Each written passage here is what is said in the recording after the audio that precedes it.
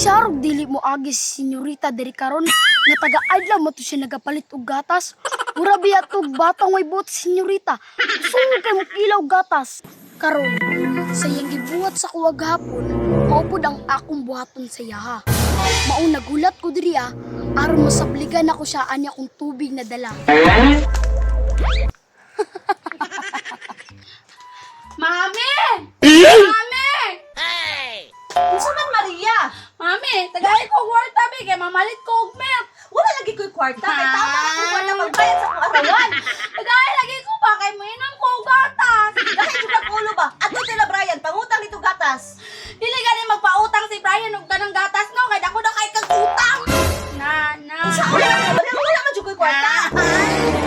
Tagay lagi ko pampalit og gatas ba. Sige, dali lang ka kay magkuha sa akong kwarta. A few moments later. Mami, pagdali po din na! Ikaw ha, matinumano jud kasi mong gusto, di jud ka magpabalibad. Tindog na diha, o dara ang kwarta. Bebe. Duha lang ka gatas ang palitahay, balik ang kambyo. Sige!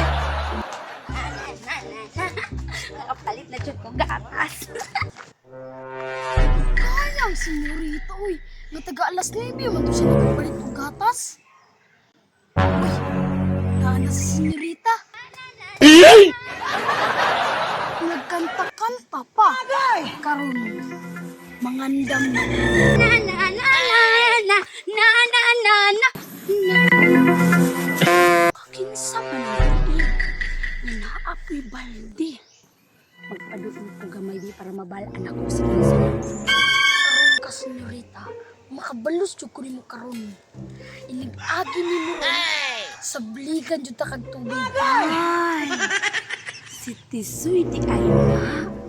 Bantog rin balde. Apa di sulod tubig.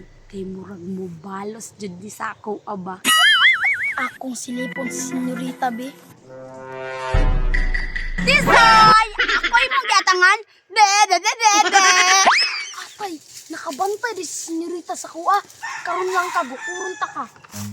Tisoy! Ikan yung kakaroon!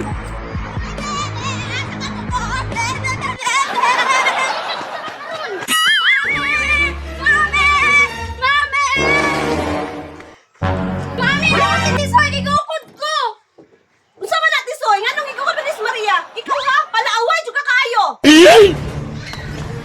Palaaway, gihapon siya magay nagunaw na sa kuwag hapon. Gisabligan ko yung tubig. Tanawa ko na si senyorita o, nagsig pa nila. Basagod na si Tisoy! Magpasangil sa kuha! Uli na dito Tisoy. Sige lang senyorita, makabalos raman gyapon ko. Tisay! Be.